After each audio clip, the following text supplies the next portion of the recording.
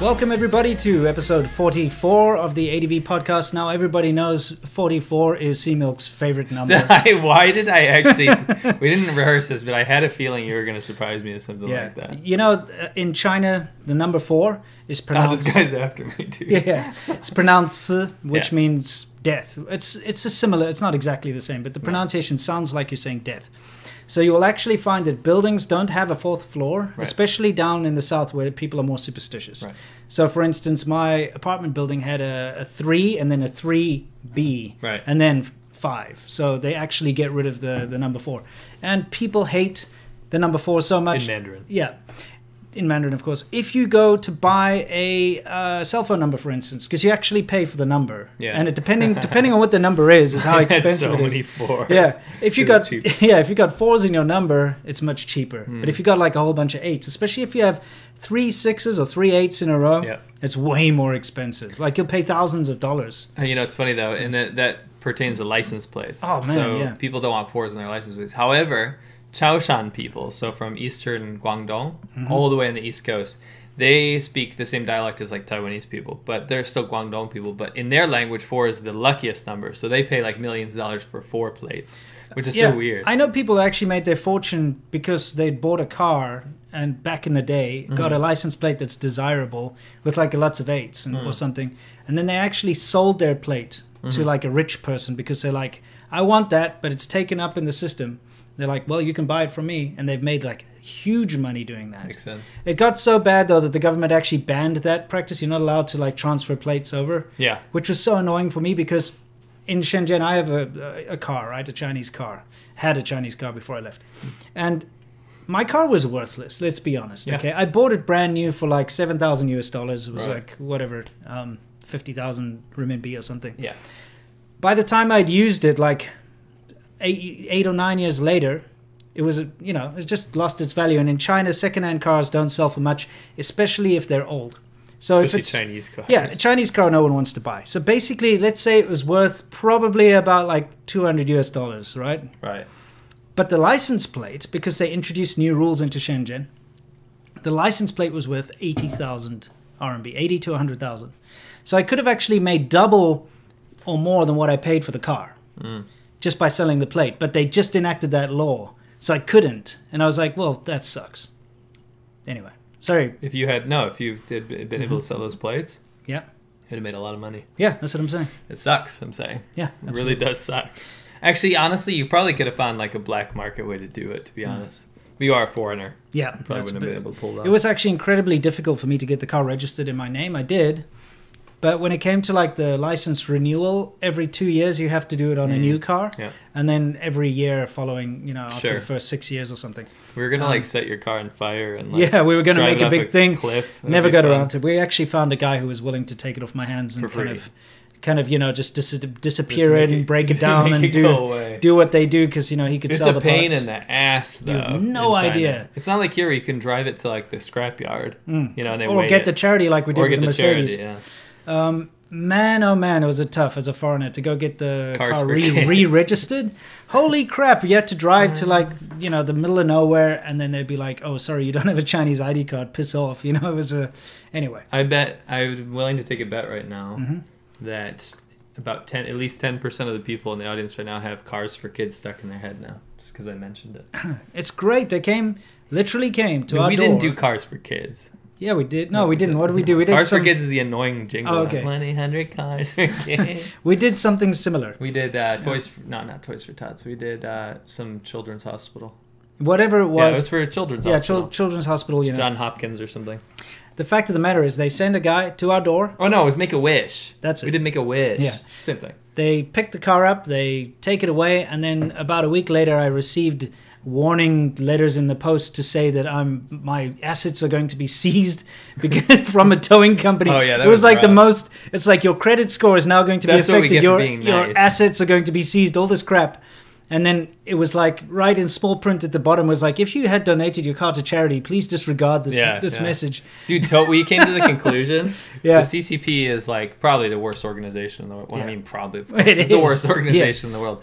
But second to that, it's not Russia, it's not North Korea, it's towing companies. Right. It's CCP's number one, towing companies are number two. They're number two. Yeah, for sure. They are scum. They're like a racket. I went on their like Yelp or whatever. I was reading the reviews, and people were furious because they'd gone to like park near a stadium to go watch a game. Yeah. And what had happened is while they were parked in like the opposite parking space of like a mall or something, the towing company comes in there and then puts up a sign that says tow away zone, but only once everyone is parked. It's so illegal. And they don't give a shit. No, they don't. And then they tow everyone's car and they come out from the game and their cars aren't there. Then they have to go fetch them and their cars get damaged and stuff. I was like, holy crap, this is terrible. People are asking in the chat. Yeah. And a live check. I forgot to do live check. Right.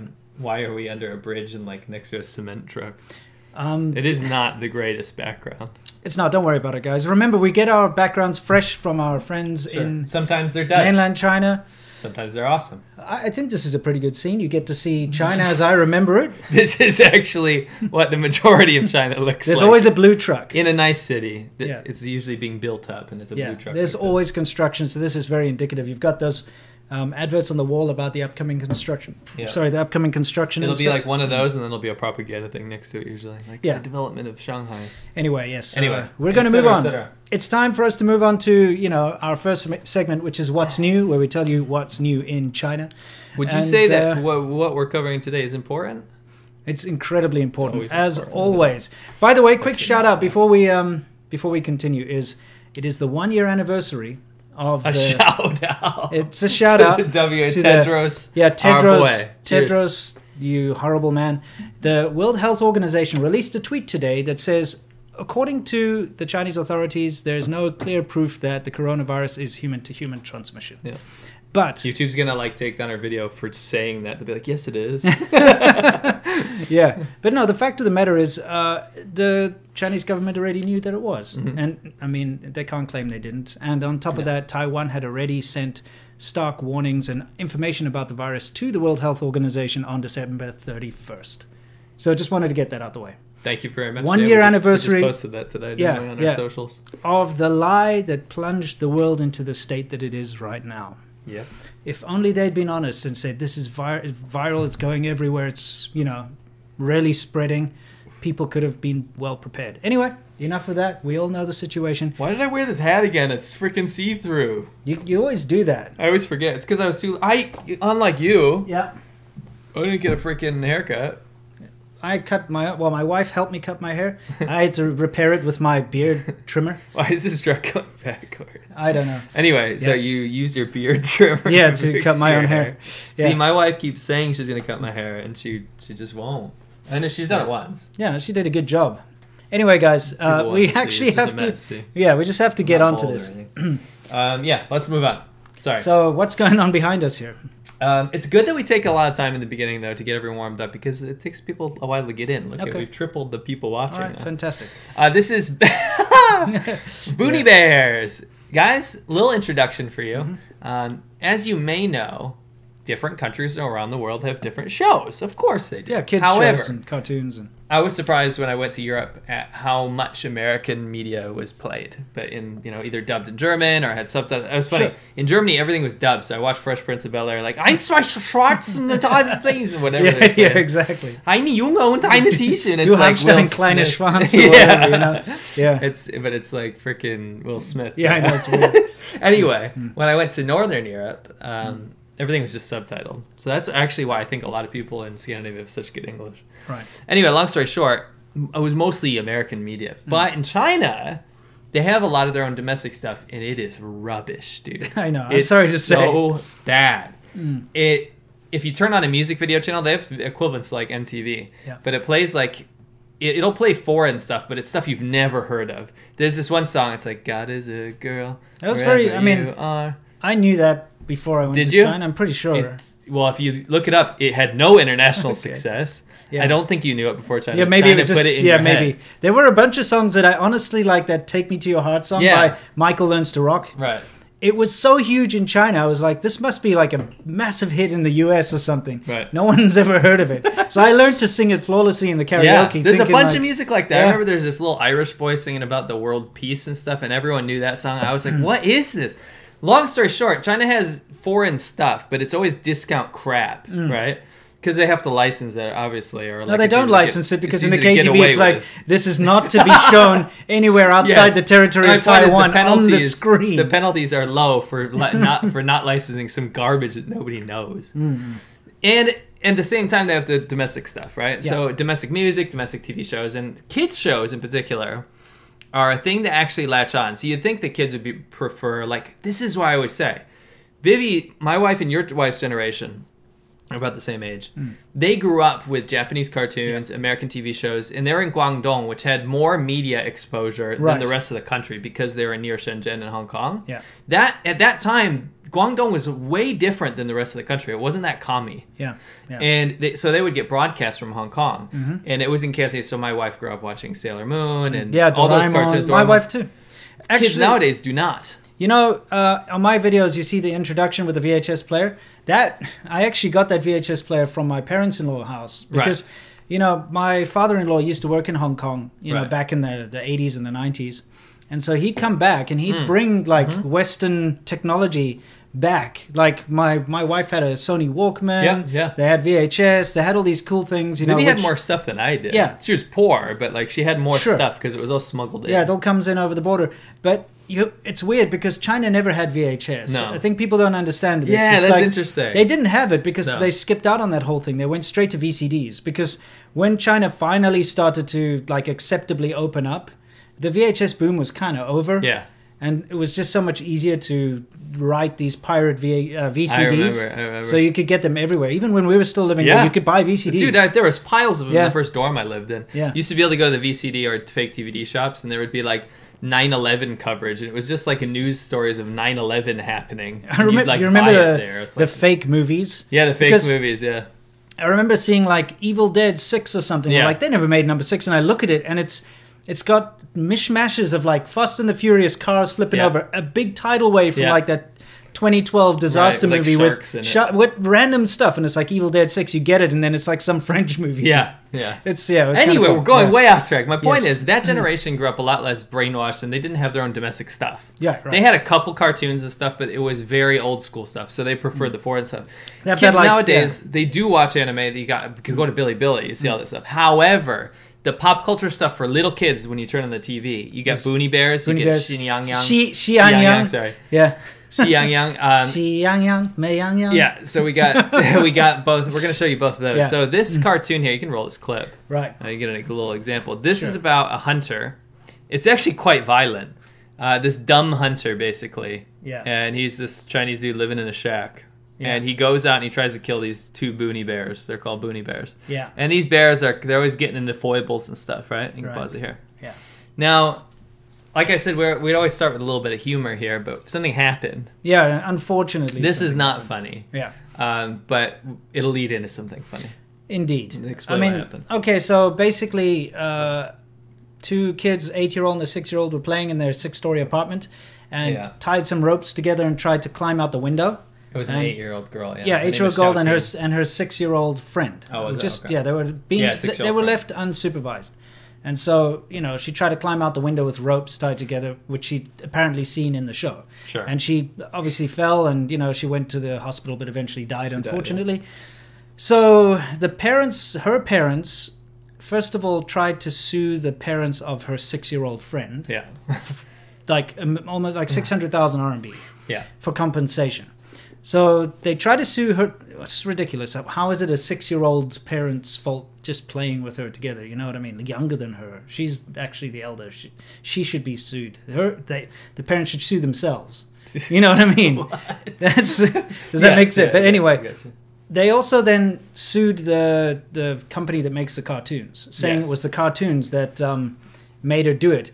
Right. Now, if you look on the screen, it actually has a disclaimer during this scene. Yeah. It even says it, 小朋友们. That means like little friends. It basically means children. Right. Don't do this. It's dangerous. So it says like take careful, take caution. Yeah. So they're pretty much in the clear for that, right? Yeah. But they still got blamed. Yeah, 10%. They ended up having to pay the cartoon people paid 10%.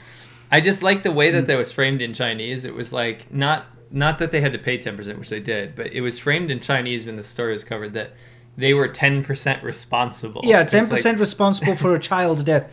On top of that, it turns out the parents had to pay 80%. deemed 80% responsible because the father left the children alone with his mentally disabled wife who, you know, couldn't watch them.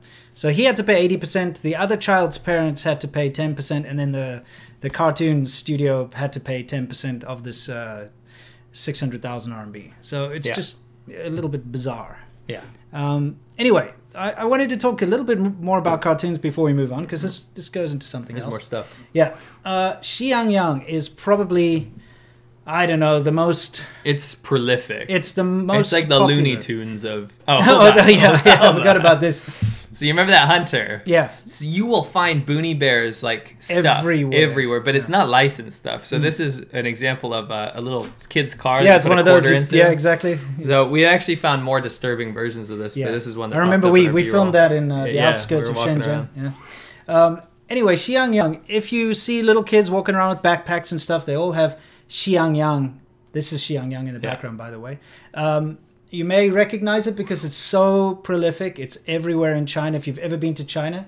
And my favorite part about Xiangyang, they are like sheep, right? Yeah. Would you say they're sheep? Yeah, obviously Yang. Well, no, you see you get Meiyang and you get Shanyang. Yeah, there's some Shanyangs there. But the English translation, the official English translation for Xiangyang is pleasant goat. Yeah.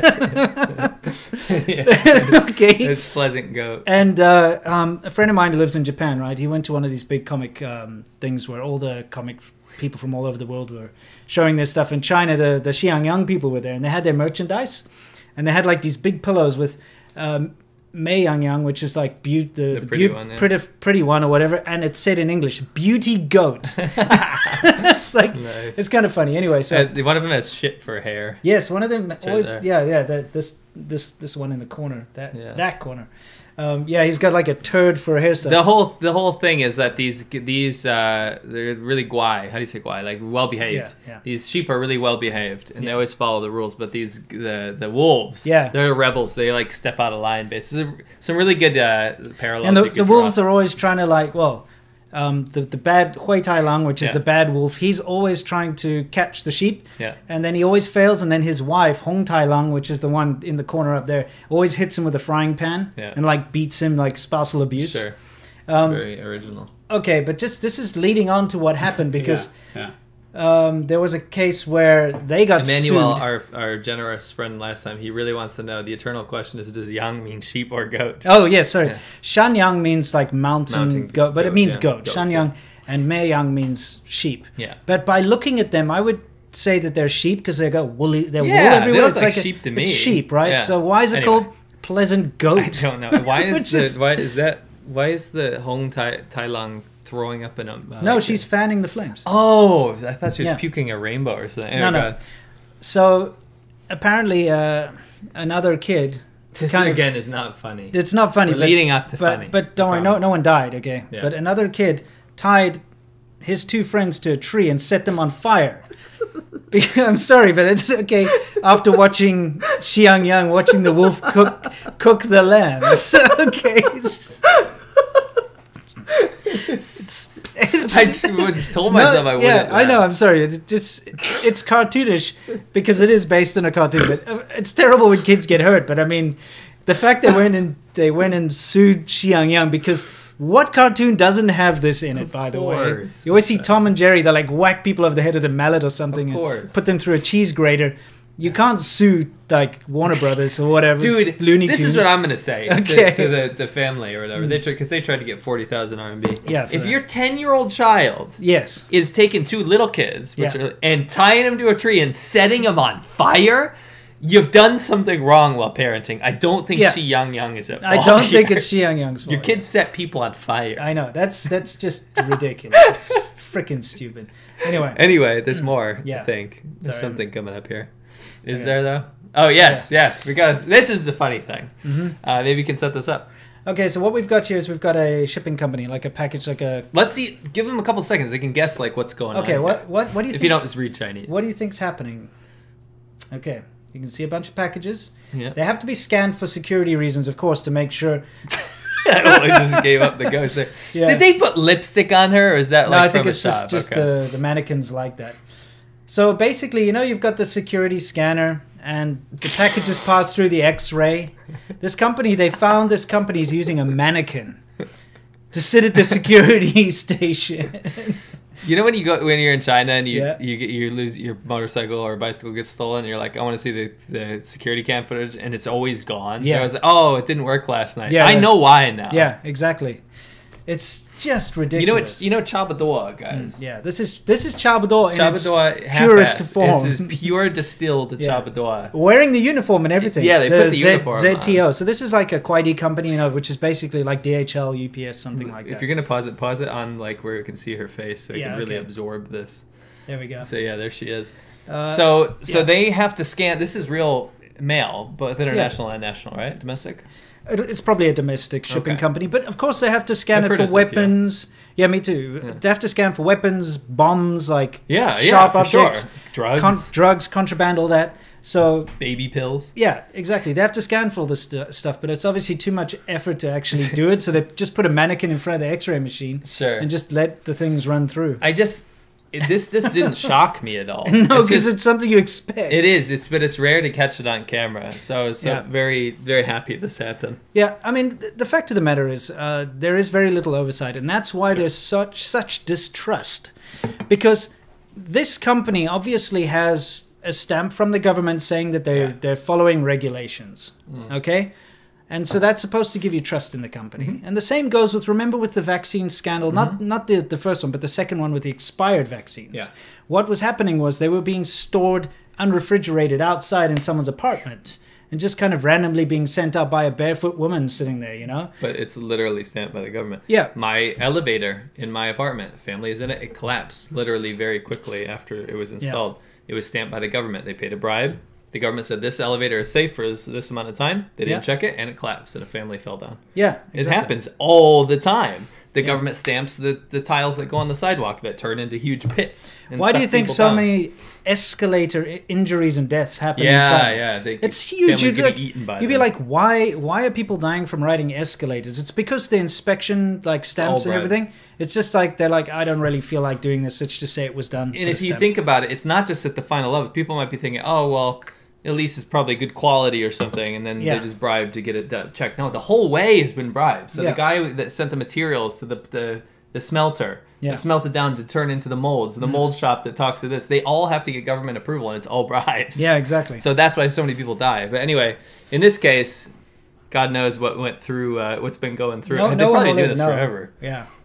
Anyway, they got caught out. That was hilarious. Yeah, they got caught out. That's good. I'm glad to hear they got caught out. Yeah. But I mean, this happens it's rampant. Absolutely. Anyway, let's hit some super chats before we move on to our main article here. Yeah. Ethan Bradbury. Ethan Bradbury. What does he say? He screams something. Anyway, I don't know. Does China have plans for war? Would they start it? Look, they push. And they kind of rely on the fact that the rest of the world doesn't want war. Yeah. And that's why they keep pushing the South China Sea. That's why they keep being aggressive towards Taiwan. Sure. They push. I don't think they want to initiate a war, but they kind of... Well, they need the nationalism. Yeah, they do. I think they're waiting for another country to, step up. It's kind of like Germany during the lead up to World War II. China doesn't want war. Yeah, they don't want war, but Germany didn't expect it either. They're just, let's take the Rhineland back and stuff. And I think that's what... Sure. Yeah. I mean, that's what's happening. Go to war. Yeah. China's like, let's just take this part back. It belongs to us, even though it doesn't, Let's take this part of the sea. It belongs to us. And everyone's like, no, it doesn't belong to you. They're like, screw you. We got an ancient map from 1 billion years ago that says that it does belong to us. You're like, okay, well, how about we look at a map from a couple hundred years ago where big swaths of China belong to other countries? Should we say that still belongs to them? Sure. It's just a stupid logic. Anyway, the fact of the matter is they're going to keep pushing, and eventually I think they're going to cross a line, especially with Taiwan. If they do, it might lead to some form of armed conflict. Sure.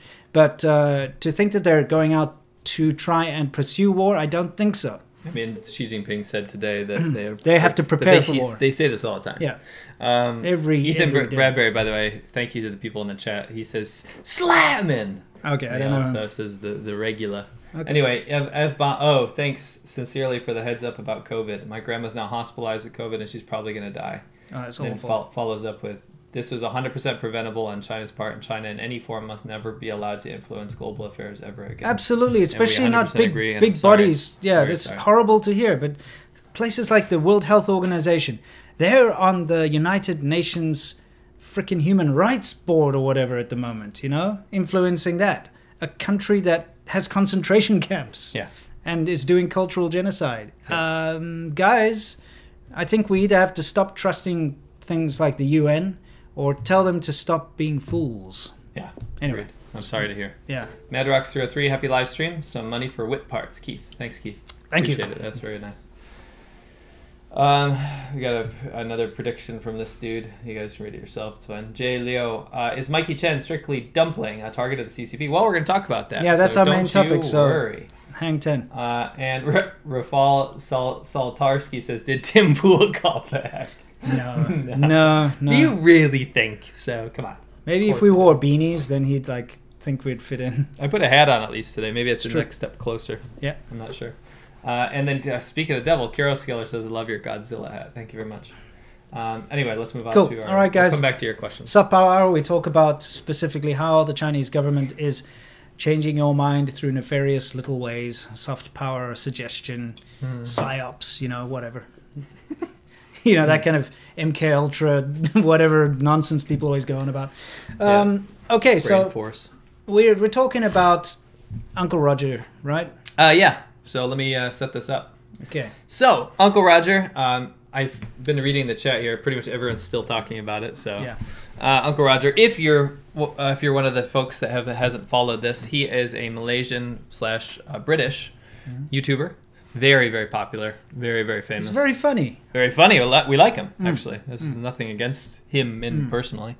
Very funny dude. So basically, he does this thing where he critiques people's cooking, and he also does a setup where he's in a food truck, and then he sells people stuff, and he criticizes their choices for either being vegan or having a nut allergy and calling them weak and stuff. Yeah. It's hilarious stuff. Actually, I put a little clip in there so you guys can... Okay, sure. Let's play. Whoop. Let's hope this works.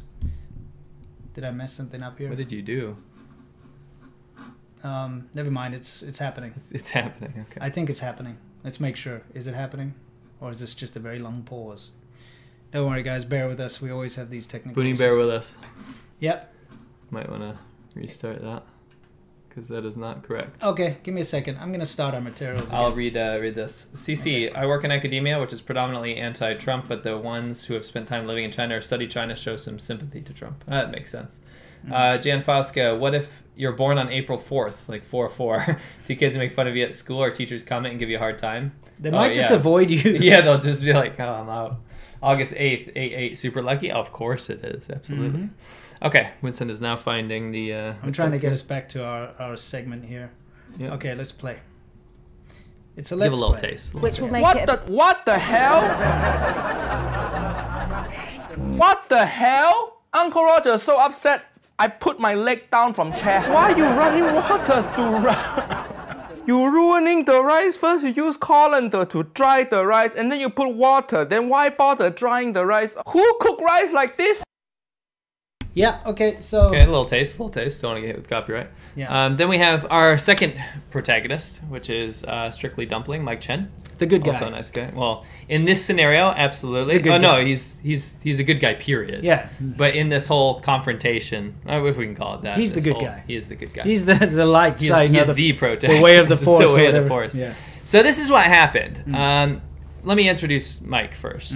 So Mike is named Strictly Dumpling. He used to be on a show called Off the Great Wall. Really early YouTube stuff. Yeah. And very popular. Does a lot of food content.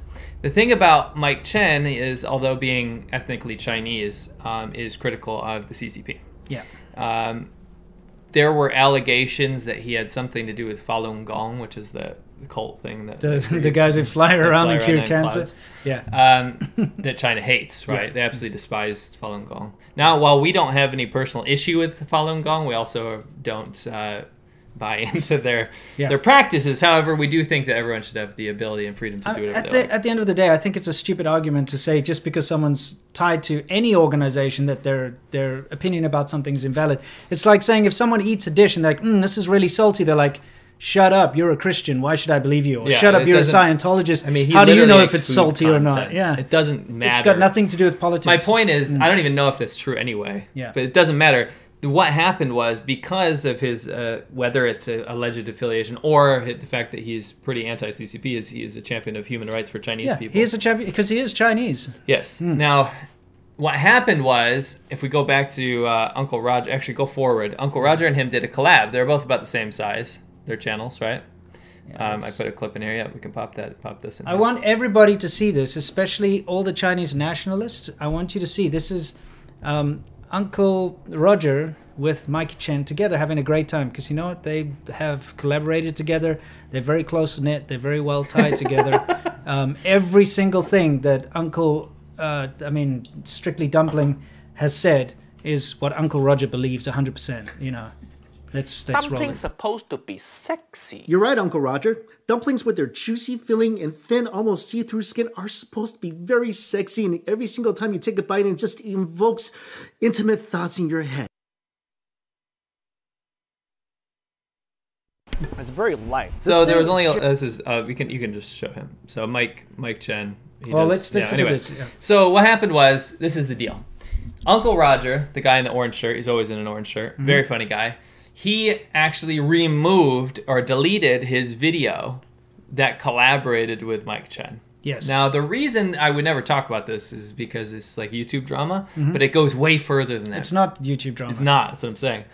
The reason this happened was, and this is what is suspected, is that the Chinese government talked to either Uncle Roger, but probably his agent, who runs his mainland stuff, mainland China stuff, and says, hey, you talk to that Mike Chen guy, you better delete this video, right? Yeah. And there were a lot of people actually in the chat saying, oh, we don't know what actually happened. Well, we do, because actually Uncle Roger made a statement here. Yes, okay. And this is Uncle Roger. This is what he says.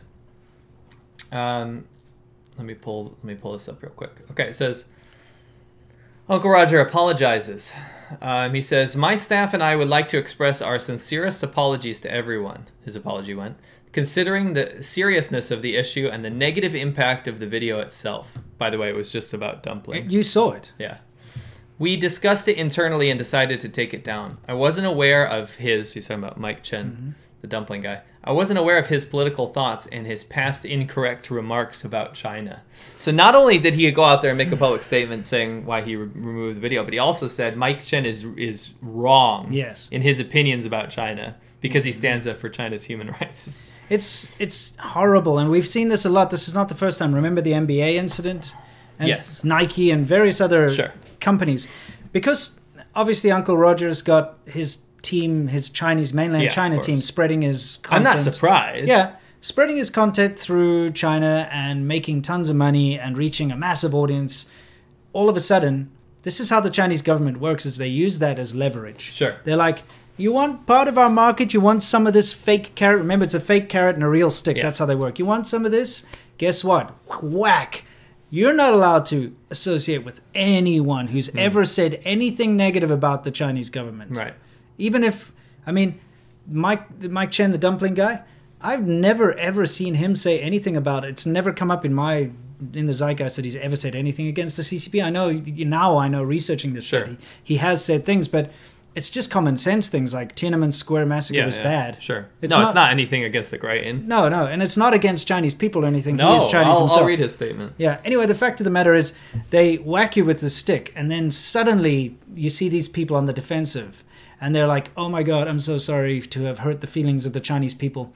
But one thing that none of these people realize, whether it be the NBA or Uncle Roger or anyone, or his team, what they don't realize is that it doesn't matter. The damage is done. As much pandering as you try to do, as much apology, and as much as you kowtow, it's not going to restore your reputation in mainland China. You will still be on the naughty list. And guess what? Now you've pissed off your actual genuine followers who got you to where you are now. Do you think that China made the NBA who it is? No. China only recently came in the picture as like a very big watcher of NBA. The NBA was started way before China was even in the picture. This Uncle Roger guy, it's his stand-up comedy stuff that the West has eaten up, you know? It's not China that put him on the map. Yet now he's offending his real, true audience, all for the sake of appeasing the CCP overlords. And guess what? Do that all you want. You're still not going to be successful in China now after this incident. No. This is, and this is something I really wanted to point out. There was so much speculation that it was because of, the poor, and this is where people get China wrong. Yeah. Oh, it's the poor little baby Chinese people, their little glass hearts, they were so offended by this. No, they weren't, and usually they actually aren't. Yeah. This is actually what usually happens, and this is what happened here. On Weibo, people are like, I don't understand what the controversy is. Yeah. This is the Weibo. They're saying, a video was removed. I have no idea what's happening. They don't know. They have no hurt feelings. They don't know the controversy behind it. So all the PR is saying, oh, it's because Chinese people are upset, so you need to make an apology. No, guess what? The Chinese people didn't even know what happened. Well, I'm going to tell you a little secret, is that the Chinese netizens and the Chinese, we could say the masses that are supposedly hurt, only ever get hurt when the government tells them that they're supposed to be hurt. They're like, oh, this person has hurt our pride and has hurt the feelings of the Chinese people. Then all the Chinese people are like, well, the government says that we've been hurt, so I guess we're hurt. And then they go on these rampages like, you are so bad to say bad things about China, blah, blah, blah. You know, it's kind of what happens to us all the time. Sure, but in this case, like... They weren't hurt. No one was hurt. There's a funny thing on here. It says... Uncle Roger is so political, is tongue-in-cheek. Uncle Roger is so highly political that we don't even know why we're supposed to be upset. Yeah, there we go. You know what I mean? So there's a lot of memes coming out I'm sure now you're going to see a lot of the you've hurt the feelings of the Chinese people stuff, but it's only because the government made it into a thing. Sure. So you want to play that Mike Chen? I want you to actually... No, it's fine. I want you to go on the picture of them together while I read this. Okay, so... Hey, guys, remember, see? They're very closely intertwined. Every single thing that the guy in the red believes is what the guy in the orange believes. So, Uncle Roger, you could try to hide your affiliation with Mike Chen from Strictly Dumpling, but we know that you've had these secret meetings with him discussing the Tiananmen Square massacre, the Tibetan, terrible things that are going on there, the Xinjiang, cultural genocide. You guys are like this. Look, you guys are just... brothers in arms, you're blood brothers, and you agree on everything together. This is a joke. Yeah, obviously. I'm just trying to prove a point that he's being a moron. I know, I'm just doing that for the reasons. Yeah. Okay, so this is what Mike Chen, the absolute legend. So the guy in the right. The guy with his eyes closed. Let me change the picture can actually a little make bit. him look like he's not sleeping. Okay, there we go. Yeah. So Mike Chen, who is Strictly Dumpling, keep in mind, this is what he said. He says, I hold no animosity towards Nigel for what he did. And he's talking about Uncle Roger. Because he's a good man. Yeah, because it's hard to stand up to the Chinese Communist Party's tactics. I do hope that he learns more about the human rights abuses that the CCP has committed, because he lives in a free country where he can do that. I've always said that I love China, and I love the kind-hearted Chinese people. They are my people. The CCP, however, is not China, and certainly should not be equated to the Chinese people. What an absolute legend. Isn't that what we say all the time? Yes, and that's the moral thing to say, because it's the truth. It is the truth. So, Uncle Roger's team, in summation, overreacted over affiliation with Mike Chen. They probably got a letter from the Chinese government, basically telling his China team that promotes his media there to say, you better take this video down. If they just silently took it down, it probably wouldn't have been an issue. I think they probably asked for an apology. Yeah, you need to make an apology. The self-criticism bullshit that they always do. It's true. And Mike Chen ended up being the victor of this because people are talking about it a lot right now. Yeah. Not just us. So you can go forward and show some of the memes. Like, he's even got attention of that Chinese dissident artist. Ai Weiwei? No. First, here's one. Okay. Here's one meme. Okay. So he's liking that R&B, and he's giving a little love to Xi, and she's enjoying that. Yeah. This is for the people who can't see it. Yeah, this dude. Remember? Bai Diao Cao. Ba Diao Cao. This guy, he does a lot of awesome disc artwork. He does incredibly Definitely good. follow him. Yeah. But anyway, he said Uncle Roger apologizes and deletes video of fellow YouTube star who criticized China, so he made artwork about it. I know. This is one of thousands right now. He is not getting good press right now, and this is the problem. Is I have no problem. Uncle Roger's hilarious. I think he's funny. I really like that, and I'm very disappointed that he actually went through, even if he was coerced into it. That's the thing, is I highly doubt it was even him. Yeah. But the fact that he is with a media team that, didn't give him the freedom to do his own thing. You should... So think about this, guys. This is what I want you to walk away with. A YouTuber in the UK, from Malaysia, doesn't matter where he's from, he's in the UK, collaborated with another Western YouTuber Yeah. about food. About dumplings. To collaborate their audiences together, not about politics. And they're huge. Both of About them have food. about the same amount of subscribers. Yes, 3.5 million each. They came together in good faith, made a hilarious video that everyone loved. Yeah. And then one of these people, the guy in the UK, Nigel, had to remove content for China, a country he's not only not from, yes, but a country that is not in relation to the UK at all. They don't have the same laws. It wasn't some copyright DMCA takedown. No. He had to remove, he self-censored and removed good faith food content to make the CCP happy. Let that sink in. He made an authoritarian government shut up and be happy by apologizing to its people, saying he did something wrong, and then labeling Mike Chen, a very sweet guy, saying that he made inaccurate statements, incorrect statements about China. Yeah. The Chinese guy. His political thoughts were bad. Yeah. Yeah, so that's the CCP reaching all the way over the Great Firewall of China, because don't forget, guys, you're not supposed to be able to access YouTube from within China, so they mess up YouTubers out there by doing all these nefarious things, just like they mass flag our content and try their best to report us and do all these weird things to try and shut us down. Sure.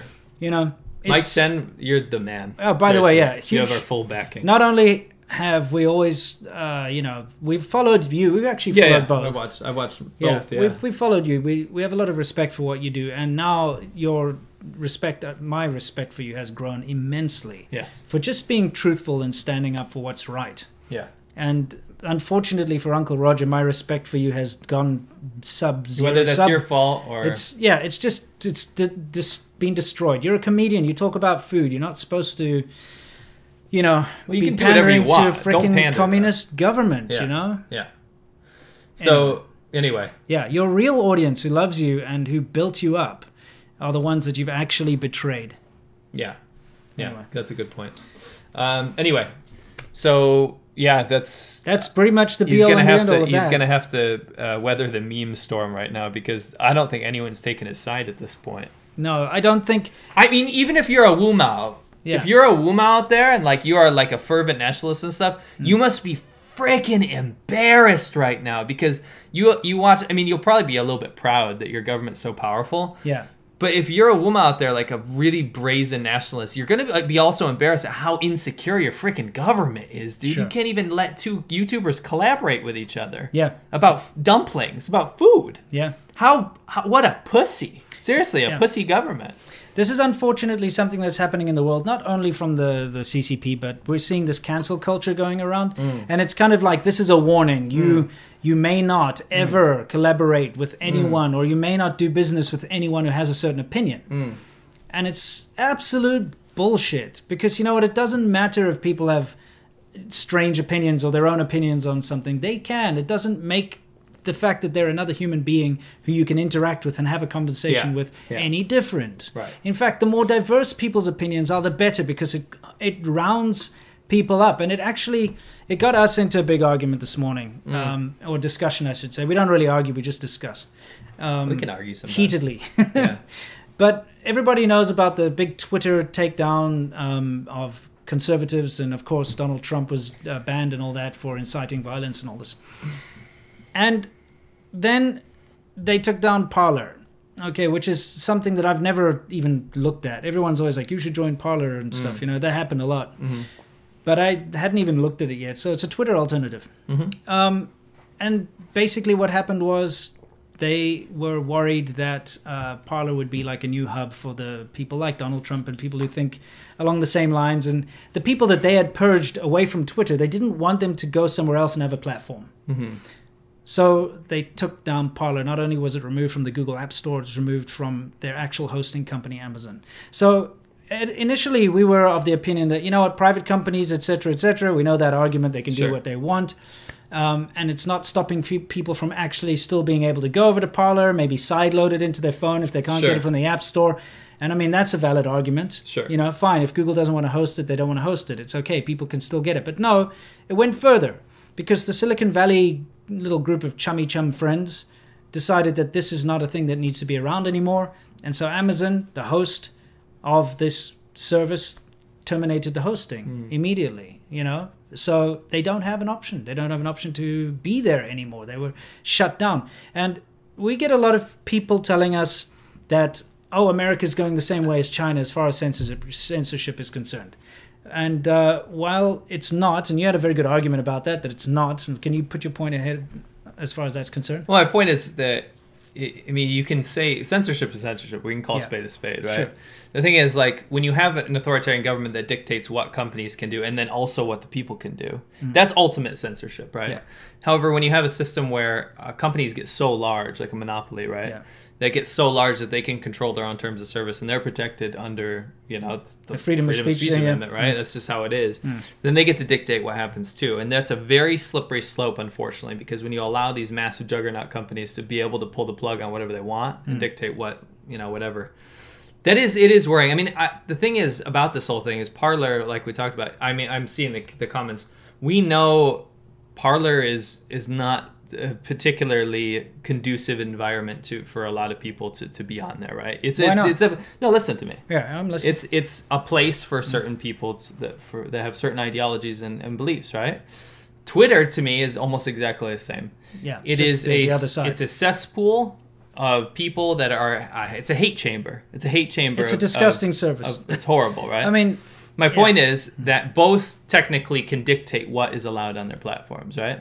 And Parler censored too. Parler censors their users. They do. Yeah, sure. Just like any other company, but that's how these companies work. Yeah, but Parler can't exist. And now they can't exist anymore because there's the parent companies that actually can control these other companies, can pull the plug on them. And that's when things go unchecked, and that's a little worrying. Yeah. You know what's worrying when, you know, with the Trump ban and everything, you know it's worrying when, like, Angela Merkel or whatever in Germany even says that's an issue.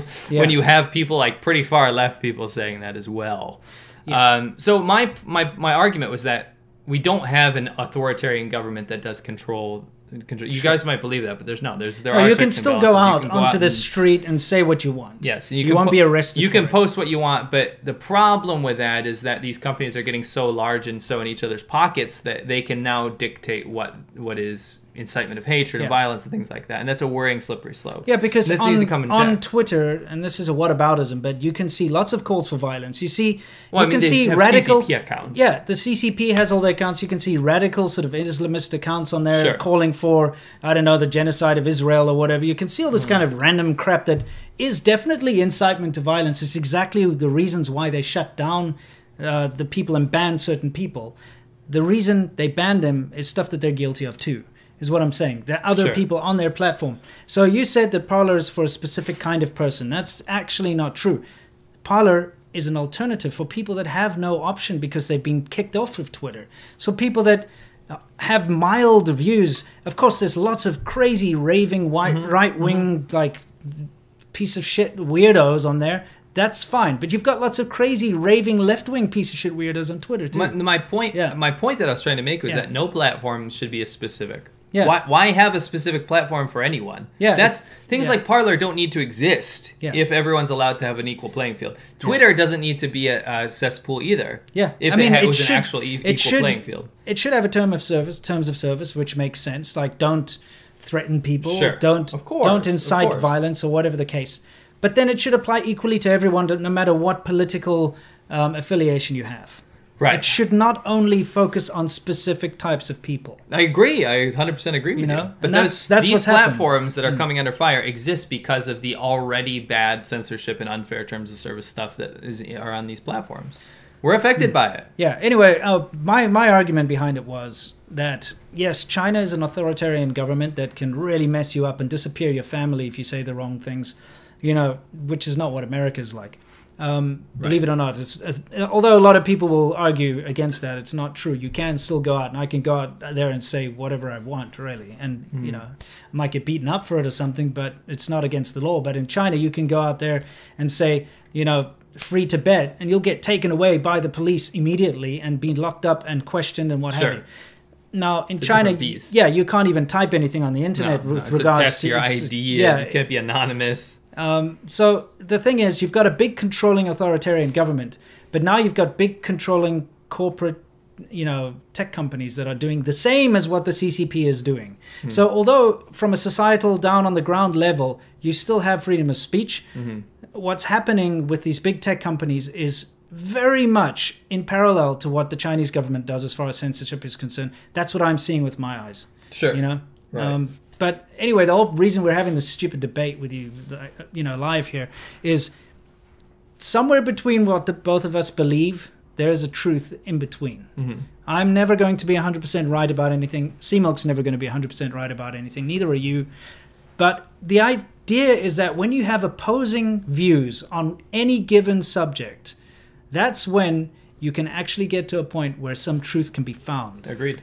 And so when you start to get rid of a certain type of person because they don't follow a certain type of idea or a certain set of rules, you get rid of that. And the truth will never be found. Sure. I think that where we came to the consensus, I mean, it's not really an argument. It's about, to put all that stuff aside, I don't believe 100% deep in my heart that anyone ever should be censored about anything. Sure. And the thing that irks me so much, and the thing that we can absolutely agree on, is that the Chinese government is using these platforms with impunity. They have official politicians in a one-party state with genocidal concentration camps tweeting and posting with impunity on these platforms. And then they can remove other people. They can remove conservatives or whatever, like the people that follow Trump or whatever, right? They can remove that because of what happened in the Capitol building or whatever. Maybe that's national security, whatever they want to come up with. My point is, you're allowing tyrants, actual proper authoritarian tyrants that don't even hide that they're state affiliated with the CCP, to reign free all over the Western internet. They have multi-million-dollar budgets pumping content, promoting pro-CCP content. They have multi-million-dollar budgets to hire people to work for these CCP agents to pump stuff out on Twitter, TikTok, whatever platform you want to talk about. And they are allowed to operate with impunity, and that's wrong. I don't think that anyone should be shut down or censored. I am very much a libertarian in that I do not believe in any sort of censorship whatsoever. Sure. That being said, that is a very unfair standard to put on Americans to say that you're not allowed to have a certain opinion. We're going to censor this person for this reason, but we'll allow every other country with their own human rights atrocities that are much worse. Much worse. To operate totally with whatever they want to do. Someone said something on our comment section of our last podcast which really rang true.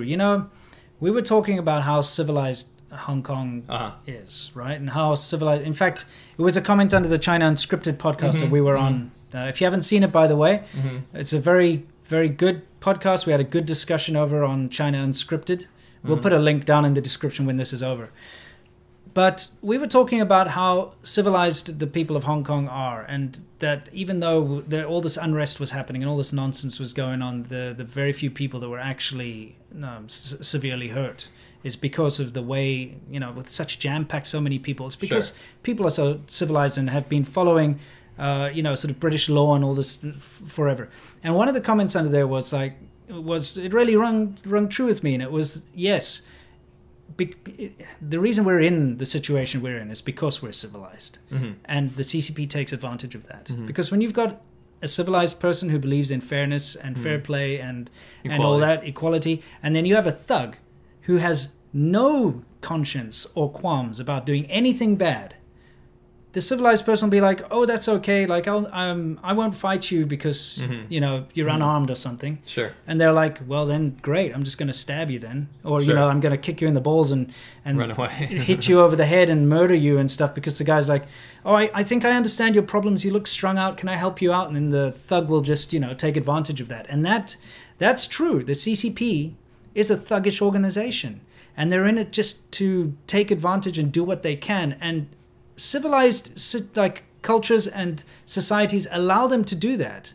That we allow them into whichever country to do their bullshit propaganda in our newspapers, on our TV, through Twitter, through YouTube, which is all blocked in China, which is stupid. Through Facebook, whatever. They can come out, they can name call, they can call everyone racist, they can call everyone a piece of shit, they can do what they want, but for some reason, if you try to do the same back to them, you're an enemy. You get shut down by these so-called freedom of speech companies that allow so-called freedom of speech, and it's really, really annoying me.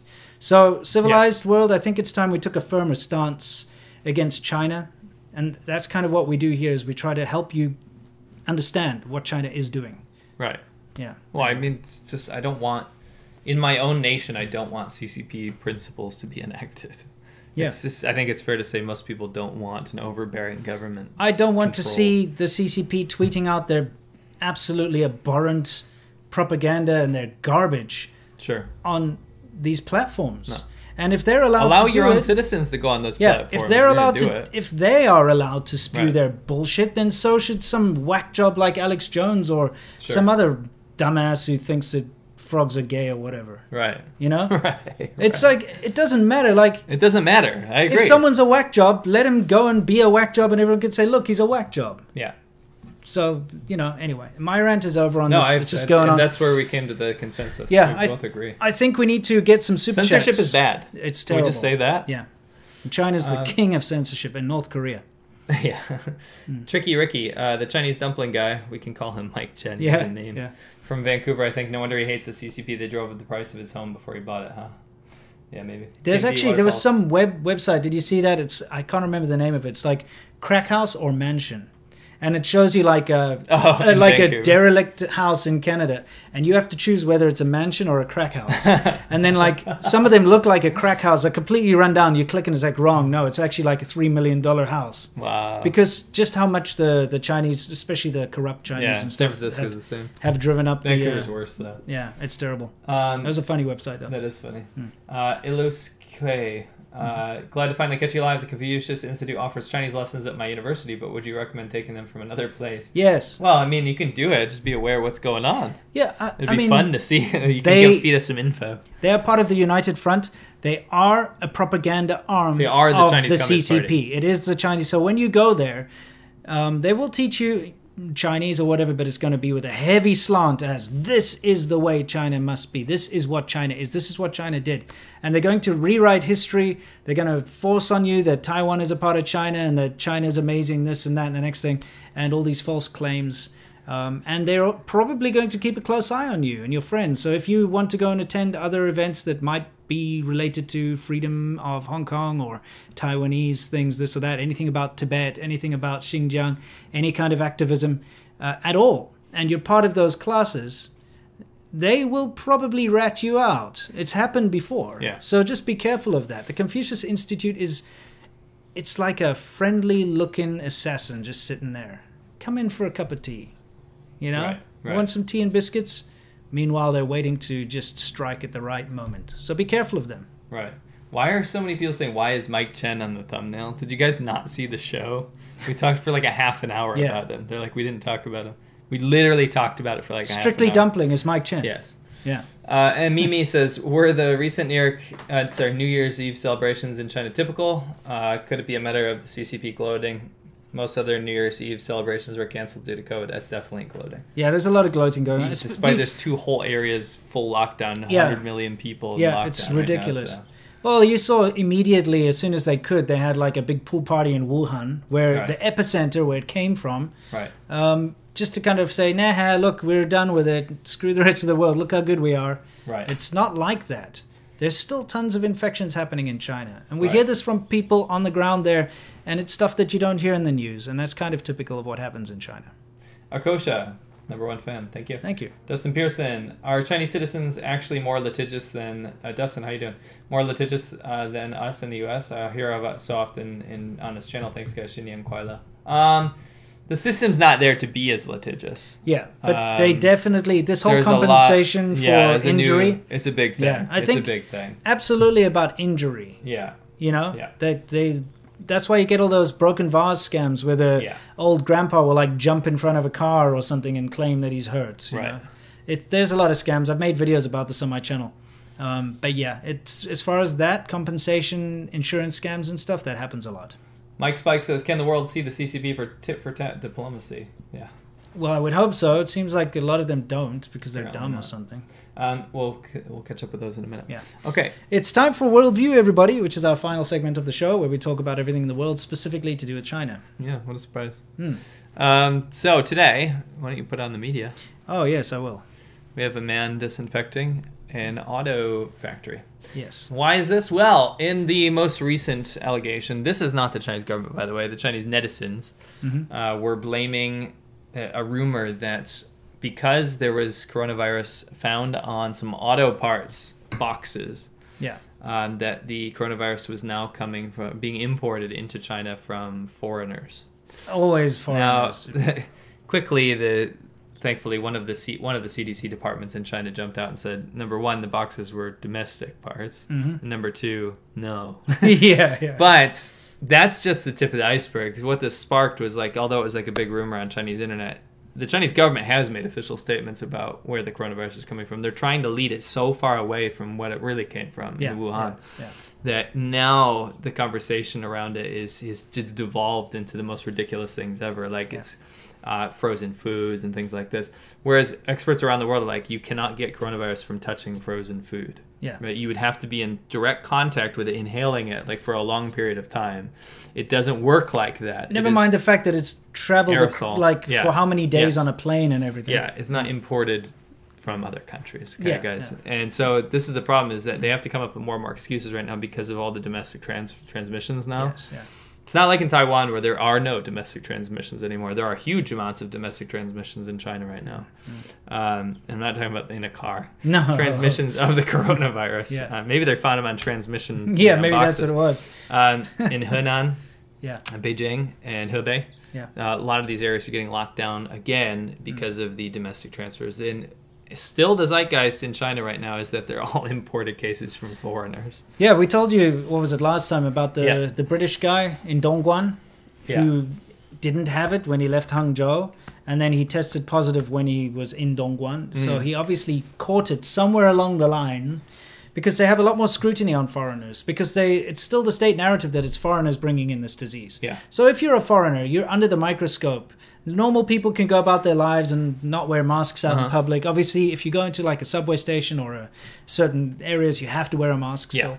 But the fact of the matter is, they're not really under scrutiny. Foreigners are under huge scrutiny. You know, they're like, oh, foreigners coming into town, we're going to watch him. We're going to have to test him 10 times or whatever. So yeah, he caught it somewhere in China.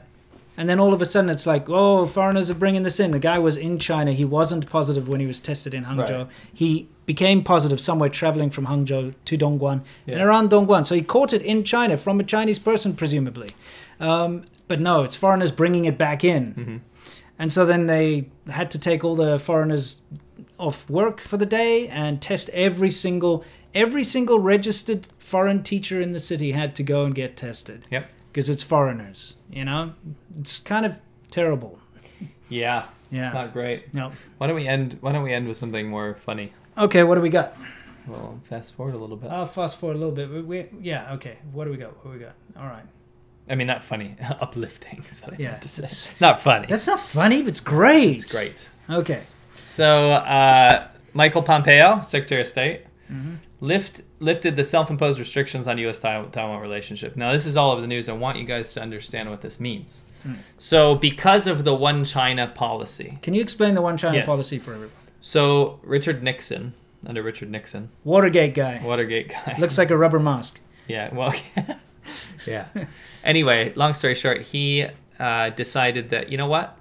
I shouldn't say he. Under his leadership, the U.S. decided that, you know what, the best option for China to potentially democratize or to integrate with the rest of the world is to recognize them, right? Instead of Taiwan. So during the Civil War in 1949, when the communists won and took over mainland China, the U.S. still didn't recognize that as China. They're like, screw communists, you know? And we still recognize the Republic of China, the nationalist government that ran away and fled to Taiwan. Yeah, because they were allies. But Richard Nixon said, you know what, this time it's enough. Enough's enough. We're going to recognize the big boys, you know? This is where the actual population is, and maybe we'll have closer ties with China, and China can integrate with the world. Now, he created a nightmare along with the help of Canada at the time. Yeah. And then they joined the WTO and the UN and all this kind of stuff. But anyway, long story short, there was these self-imposed bans as to how the U.S. was allowed to deal with Taiwan, because we're not allowed to officially recognize them as a country. Yeah. But we still have a treaty with them to protect them militarily, and we still have open business relationships. Sure. But anytime there was like a government, kind of a diplomat or anything, they had to basically talk about it or ignore it. They had to talk about it and get permission from China, more or less. Yeah. Or just completely ignore it and just say, oh, Taiwan doesn't really exist. Yeah, Taiwan isn't a country. It isn't a country. Yeah. Just to appease China. Yeah. And that's been the status quo. Now, 2 weeks before the end of his stint, Mr. Pompeo, he decided to lift those restrictions, which is a massive win. It's huge. For Taiwan and for the U.S. and for the rest of the world to recognize Taiwan as being something other than an anomaly. Yes. It is a bastion of freedom, and if you don't mind, I would like to read his statement. Please do. I'm going to have to pull it up, though. Entertain the crowd. Better be careful. Everyone's going to think that you think everything that he ever says is correct and you agree with him 100% on everything just because you're reading something good that he said. Awesome. They can believe whatever they want. I'm drawing analogies with the dumpling thing. For sure. No, I know. Yeah. Guys. Fantastic thing. It's good news. If you've ever been to Taiwan, and I am going to be brutally honest here, everyone, I was very disappointed when I went to Taiwan, and you know why? I ended up in China, mainland China, in 2006. And it was on this business trip. I got stuck there. And I loved it. I love China. I thought this is where I wanted to be. It was so vibrant and different and amazing. Sure. So I went back home. I sold everything that I owned. And I went to China, to mainland China. And I struggled and I struggled. And after about a year and a half of... I'd been homeless for 2 days at one point. I lost all of my money. I tried to figure out the system. I couldn't speak the language. No one could speak English. Long story short, I finally got to a point where I was comfortable. I had an apartment, a nice, swanky apartment. I had a good, solid job that was bringing in a decent amount of money. I'd made lots of connections with people, not only friends around the place, but, companies and government officials even and stuff like that I'd met. So I was in this position where I thought I kind of had it made, right? Then my friend, who was my housemate, he does the This Is Taiwan channel. He got married in Taiwan because he went back to Taiwan. He was originally in Taiwan and, he ended up doing a stint in China. So he was getting married. He invited me to his wedding. And so I thought, great. And I went through the very difficult, because China doesn't recognize Taiwan. So there's no Taiwanese embassy where you can go get a visa. No. I had to go to Hong Kong to get a visa for Taiwan, and it was a big back and forth thing because they hold your passport, right? So I couldn't go back into mainland China because the Taiwanese consulate had my passport to apply for the visa. So how expensive Hong Kong is. Sure. So I had to, luckily my friend Dave, I could stay at his place and whatnot. Anyway, long story short, I went to Taiwan for the first time, and I was so upset that it wasn't Taiwan that I'd first gone to, because Taiwan was what I had always imagined China to be, as in the temples everywhere, the big statues of dragons and Buddhas and all this kind of thing, the amazing mixture of nightlife with the beautiful night markets, the amazing food, the polite, wonderful people, the people that have a lot of belief in everything they do. There's a lot of religion and a lot of, the kind of thing you watch a kung fu movie and you kind of think that's China. That's what Taiwan is. Right. Because they didn't have the cultural devolution or the great leap backwards. Their culture was not wiped out. Oh. And it's also a mixture of Japan because it was previously occupied by Japan. So you've got Japanese culture mixed in with proper Chinese culture before it was erased on the mainland. And it's such a vibrant and amazing place. It really is, they call it the heart of Asia. It really is the heart of Asia. We love Taiwan. And so I really was incredibly upset that it wasn't Taiwan that I'd started in. Sure. Because I'd already built up my life and I had to go back to mainland China, and I remained there for another, whatever it was, 13 years. But if I could start all over again, go back to my 25-year-old self and say, don't go to mainland China, go to Taiwan, I would have just been a happier man. And it's no joke. I would have been a happier man. I would have had a much bigger adventure. Unfortunately, I wouldn't have met my wife, so I'm just going to have to, accept the fact that I went to mainland China. I lived in Taiwan. Yeah. I actually did live in Taiwan. Yeah. And I first lived in mainland China, and then I went back to mainland China after living in Taiwan. Yeah, but that's because why? Because I wanted to finish the country. I wanted to see the rest of the country. Right. So I don't have any regrets. Right. I do, however, need to say that I admired Taiwanese society and democracy a hell of a lot more than I did in China. Sure. China was an adventure. It was awesome. I'll never forget my times there, but Taiwan is definitely the country that we need to diplomatically recognize for the sake of the people and just morality and the sake of humanity itself. Yeah, you're not seeing the same nonsense that you see coming out of mainland China and this sort of authoritarian bully. That's not That's Taiwan. Controlling institutions. Taiwan's a wonderful place. So this is Mike Pompeo's, if I can call him Mike, his speech, which is fantastic. Okay. This is one of his, probably one of his best ones I've ever read, to be honest. Okay. Taiwan is a vibrant democracy and a reliable partner of the United States, and yet for several decades the State Department has created complex internal restrictions to regulate our diplomats, service members, and other official interactions with their Taiwanese counterparts. The United States government took these actions unilaterally in an attempt to appease the communist regime in Beijing. No more. Today I'm announcing that I'm lifting all of these self-imposed restrictions. Executive branch agencies to consider all contact guidelines regarding relations with Taiwan previously issued by the Department of State under authorities delegated by the Secretary of State to be null and void. Additionally, any and all sections of the Foreign Affairs Manual or Foreign Affairs Handbook that convey authorities or otherwise purport to regulate executive branch engagement with Taiwan via any entity other than the American Institute in Taiwan, AIT, are also hereby voided. The executive branch's relations with Taiwan are to be handled by the nonprofit AIT as stipulated in the Taiwan Relations Act. The United States government maintains relationships with unofficial partners around the world, and Taiwan is no exception. Our two democracies share common values of individual freedom, the rule of law, and respect for human dignity. Today's statement recognizes that U.S.-Taiwan relationship need not and should not be shackled by self-imposed restrictions of our permanent bureaucracy. Yeah, very good speech, and it's the step in the right direction. Yes. The people of Taiwan need the support of the free world because they are a free country and they do have a free democracy. And they're wonderful people. The ball is in Biden's court after this. If he doesn't keep this up, he's going to look like a fool in front of Americans, and it will be a detriment to Taiwan. Yeah. If he keeps it going, it's also going to create a massive caveat with Beijing, but it's something that needs to keep going forward. I think it's the correct path for proper change, Yes. around the world, because we simply cannot keep taking these hits on the chin by this bully. No. And just basically saying, okay, hit me again, hit me again, hit me again. Over again, over and over. We have to stand up to it and say, like, stop. Next time you hit me, I'm going to hit back. I think China needs to start learning a lesson because they just get away with everything. And I'm talking about the CCP, of course, not the people, for all those idiots out there who keep thinking that whenever we say China does something bad or the CCP does something bad, that we're somehow against Chinese people or something. Yeah, hopefully that ship has sailed, you morons. Yeah. We love Chinese people. We're married to Chinese people. Why do you think we make these videos? Right. We don't make them out of hate. We make them out of love. To be fair, they're trying to do that to Mike Chen now, so we got your back, Mike. Absolutely. Strictly Dumpling, we understand. We certainly do. Anyway.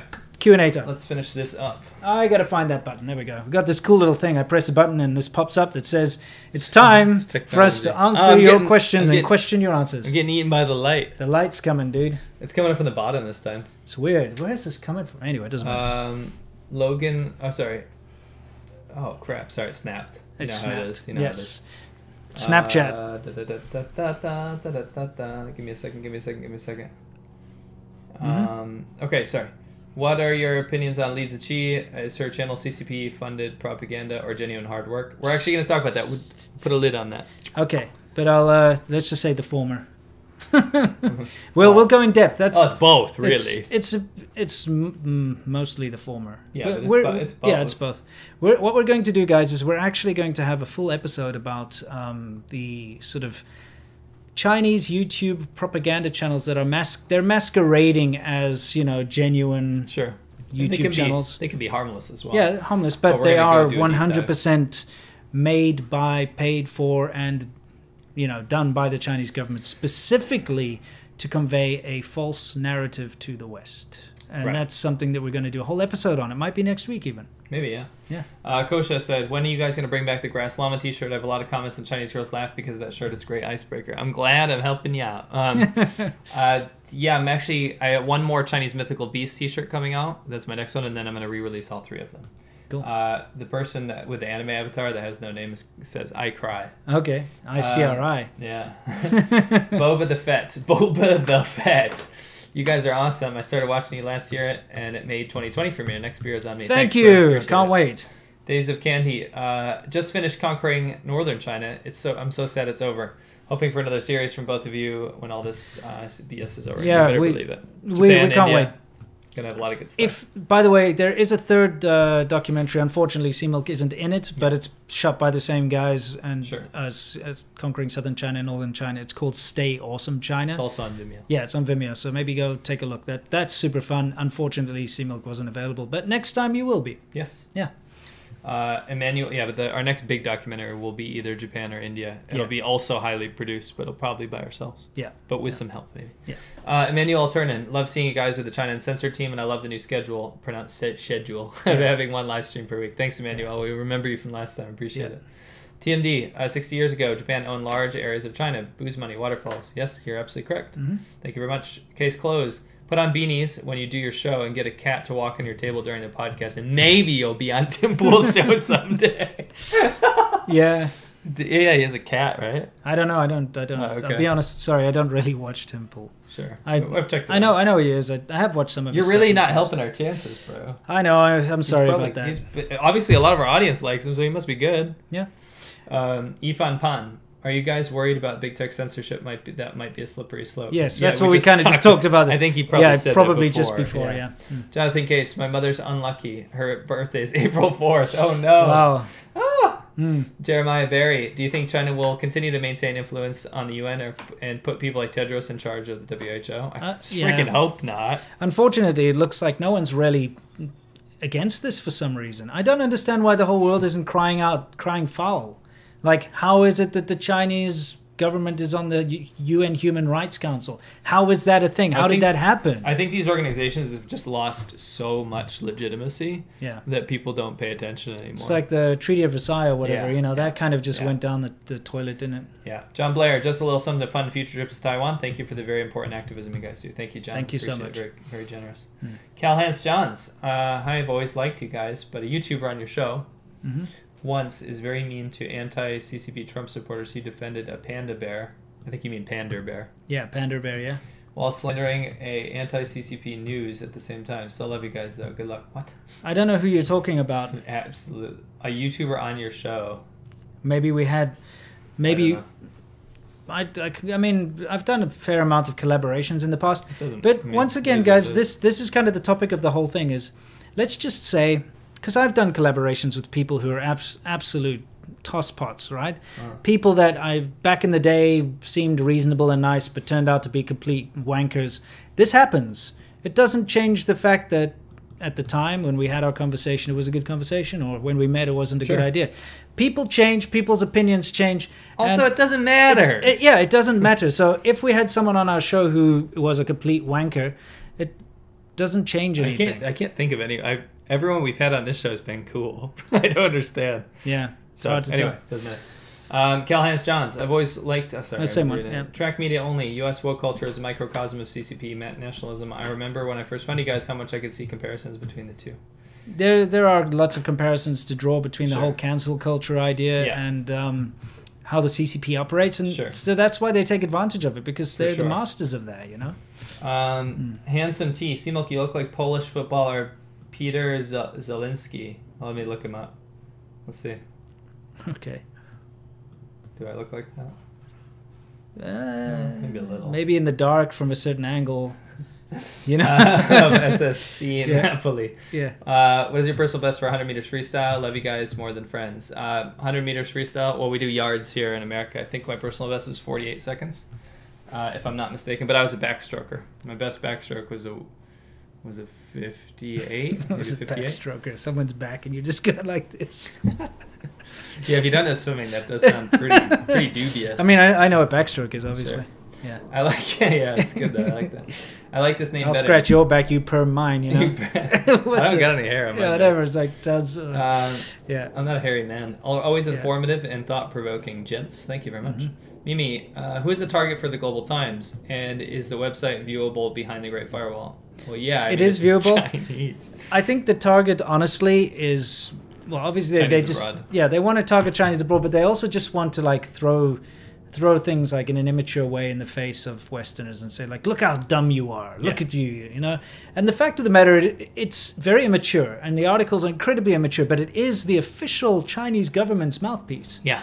So if you actually want to have a good idea into the psyche of what's going on in the Chinese government, you can read the Global Times. You can be like, this absurd crap that's being said here, that's what they believe. It is, but that's a tabloid, right? So the reason you should read that over like China Daily or something is because that's so boring. Like that's already distilled throughout all the channels. Yeah. Whereas the Global Times is like the undistilled tabloid, but it's a tabloid from a one-party state, so it's still the rhetoric. It's like the test audience. It's like the Sunday Sport or whatever. It is, except it's literally from but it's the real though. mouth. It's real. Yeah. It's not made up stories. It's real. Somebody had a retracted message. Laris Serenas, me and my entire family got CCP vid. Oh, okay. We got moderate. Can you shut those flaps while we're in this? Yeah, I'm gonna have to go around this way. Oh, sorry.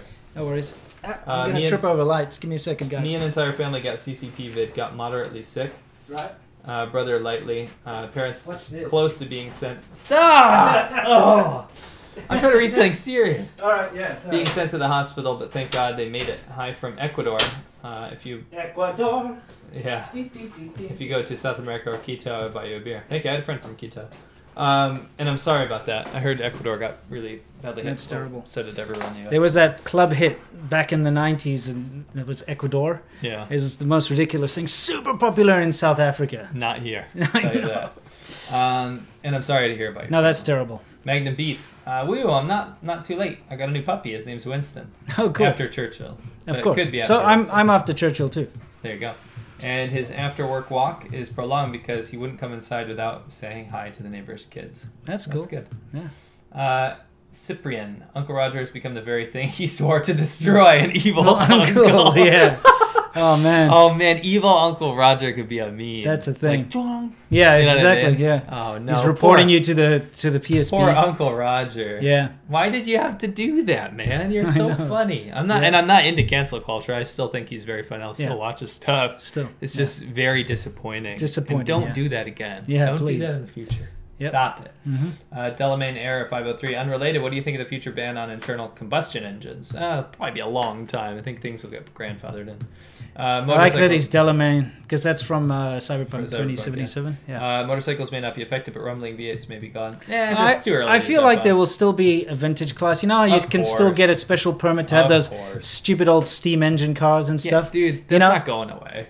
So I'm pretty sure there'll be a class where, yes, you pay some special tax or whatever, but you can drive your V8 around. Yeah, because I'm sure the majority of Americans will be really happy with getting rid of all internal combustion cars. Good luck imposing that. Yeah, exactly. Yeah. Wow.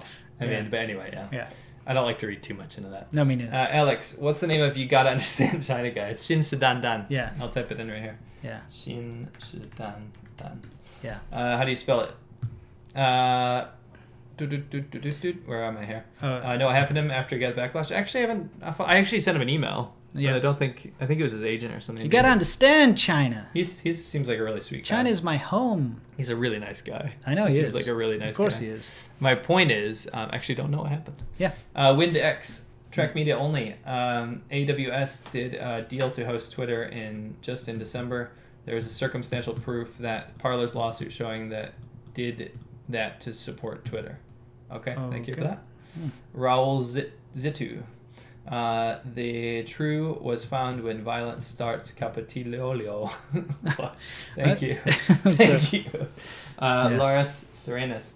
Twatter has literal dictators that are directly under the order the murder of tons of people that don't ban them like they did Trump. Massive hypocrites. We agree that it's hypocritical. It's hypocritical. Like, if you're going to ban a certain type of person from one that incites violence. How about you don't ban anyone? Yeah, well, people can be the. I trust that people can be the judge of this stuff. That's also very people true. Can be the judge of what's real and what's not. You know, the idea of blocking people that you don't like. So if someone says something that makes you upset, block him, then you don't see him again. That's up to you. Why can't that be the way it works? Because, yeah.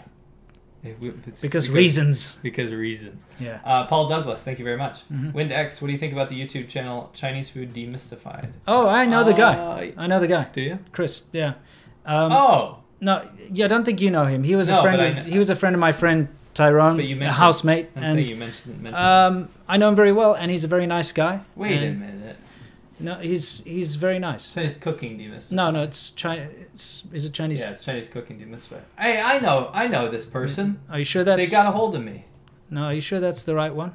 Yeah, there he is. Yeah, that's him. Oh wait, no, you didn't. I know who it is though. Yeah. Anyway, he's a personal friend of mine, and he's a nice guy. Cool. With his girlfriend. Not sure if it's his girlfriend or wife now. Steph. But yeah, he actually came to me to ask a lot of advice on how to start a YouTube channel and all that back in the day.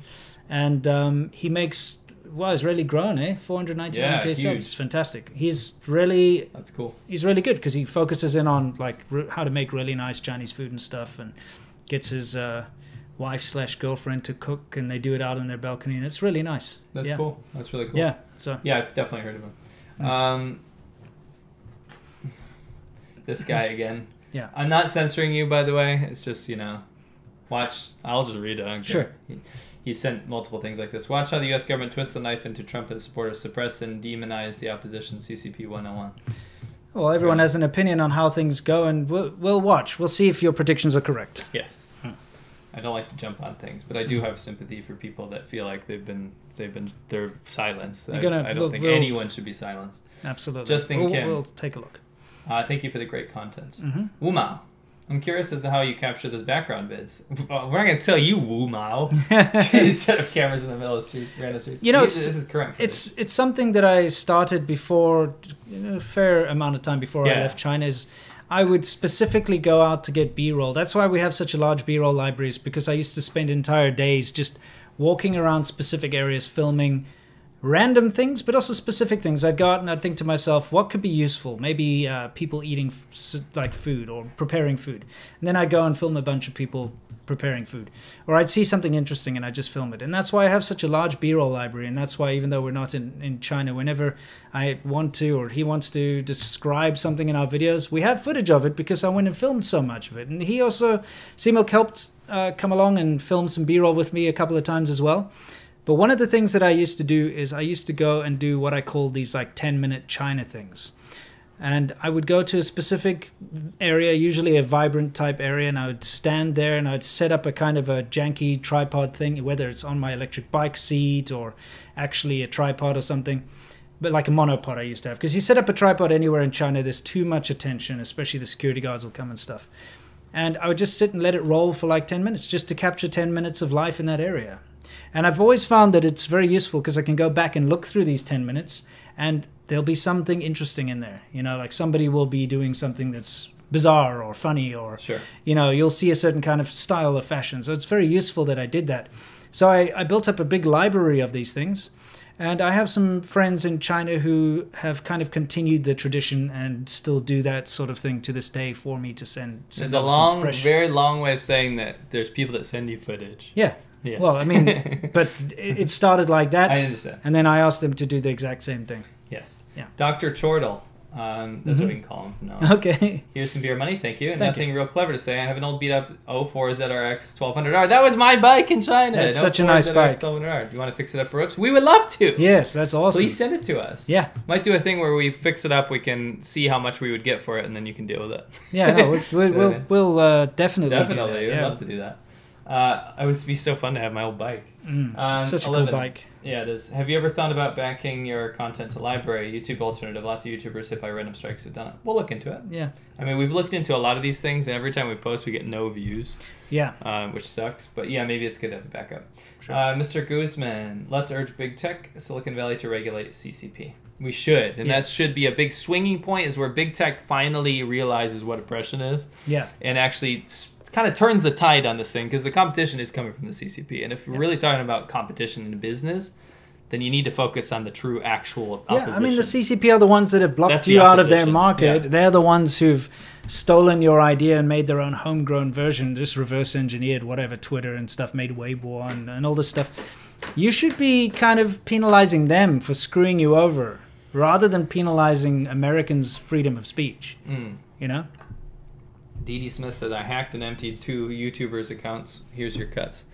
Okay. And we have to make a statement that is a joke. It's a joke. We did not tell anyone to do that. That being said, thank you That's for the awesome. donation. Yeah. Quan Lam Trong, thank you very much. Appreciate it. Logan Orr, more Tim Pool talks about China, the more I want to beat my head against the wall. I have to look at what he's been saying. Yeah, what does he say? Someone give me a distilled version in the comments right now before we go off about what is his general China opinion. What is Tim Pool's general China opinion? It's probably very long-winded. Give me a distilled version. I'll have all day. TLDR. TLDR that shit for me. Okay, Sean Weiland, do you guys have a Telegram account? I do. Okay, that's how I speak to people. It doesn't matter. It's your own personal conversation. Yeah, I know. But that's not like social media. No, yeah, but that's how I speak to people in China because it's got like a super secret mode or whatever, which is encrypted. And so, especially if I'm interviewing people, I've had some people on my show. I can't let them. Of course, we have our own ways. We have our own ways too. Yeah, it's unfair to them. Yeah. Case Closed 93. Taiwan should honor Pompeo with funeral strippers. That'd be awesome. Yeah. Funeral strippers are a thing in Taiwan. Made a whole video about that, didn't we? Mimi, keep up the great work, guys. Thanks. Mr. Guzman, Free Hong Kong, recognized Taiwan. Agreed. Yes. Bjarne Hall, do you think it was a mistake for Margaret Thatcher and her government to give a green light to the handover of Hong Kong to China? Yes. Yes. Were the circumstances different back then? Yes. Everyone thought that China was going to democratize in some way, shape, or form. Or at least honor their agreement. The funny thing is that agreement that was signed 100 years ago was not signed with a communist government. It was signed with a different set of people. So I don't know why they had to honor it. Again, it's civilization being taken care of. Yeah. You know what I mean? Civilization being taken advantage of. Yeah. Because the CCP has already proved that they can't honor a simple agreement to not meddle around with Hong Kong for 50 years. Brian says, is it YouTube or your channel deleting the word TR? I don't even know. Oh, Trump? Trump. TRUMPN.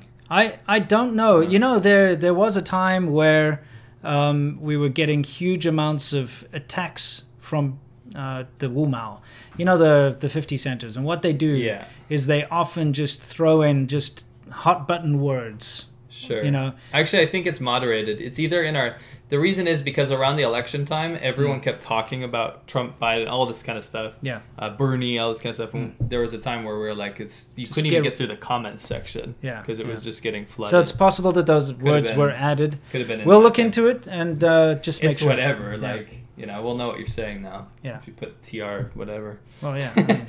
No, someone just put Trump in the comments. I think it's fine. So it's not. Okay. Oh, no, it says message was deleted by... okay. So by a moderator. The mod's getting rid of, like, over and over. Mod. So we talk to the moderator, just usually if it's something over and over again, things will get removed. But it is not politically motivated at all. Yeah. So if somebody is saying Biden or Bernie or Xi if someone says Biden, get rid of that too. Yeah, you know, it should be everything. Says, well, don't be censored, but don't spam. Please don't spam. Yeah, exactly. You can write Trump all you want. Don't spam it, please. Yeah, that's correct. And all the other political words. D.D. Smith, where's Hunter? Hunter, ex-Hunter. It's a good anime, actually. I don't know. I don't know. Mike. My Laopo is crying watching a drama. I asked her what it was about, and it was Wuhan nurses and doctors being heroes saving China from COVID. So sappy. Well, I mean, there's some truth to that. Yeah. Maybe that's going to probably if we fast forward 10 years, instead of those like anti-Japanese war dramas, it'll be like COVID dramas. Yeah, maybe. Like the hero doctors. Yeah. I bet that'll be a thing. And they'll be like... I don't know, killing hordes of foreigners that are trying to bring the disease in. They're it'll be like a white dude with like a briefcase, and he's like in a suit, like, and he's like, and he's coughing, and then they'll send the samples. Yeah, you know what I mean? And he's like, I'll throw a boulder at him. they'll do something. Yeah. Anyway, Arafat Hussein. Don't have anything important to say. Just thanks for the hard work. Thanks. It's an absolute pleasure. Mike Huter, thank you. Good to hear from you, Mike. 100 plus 100 for the new format and all the worthless Whips content this week. Minus 100 for big tech, CCP, and our politicians who will ally with them. And we agree with you, Mike. Yep. Thanks for your words and thank you for the donation. Massive Fins. The Taiwan thing doesn't mean much. They can meet at consulates now. Hardly earth-shattering. But it's very important. The dialogue. It's very important. The fact that people are talking about it is a new thing. Half the people don't even know what Taiwan is. It's a good dialogue to begin, and if it's in the news, it means people are going to look it up. Yeah, no, it's more good. awareness. It's fantastic. It's great. It's about awareness. It's ground-shattering news. Nick, thank you very much. To the rescue. Fire trucks would definitely... Oh, son of a... YouTube, you gotta fix this. Yeah. Fire trucks would definitely still need diesel. Yeah, obviously, right. Yeah. Running a long time flowing water in different weather conditions better is not possible. Exactly. Sure.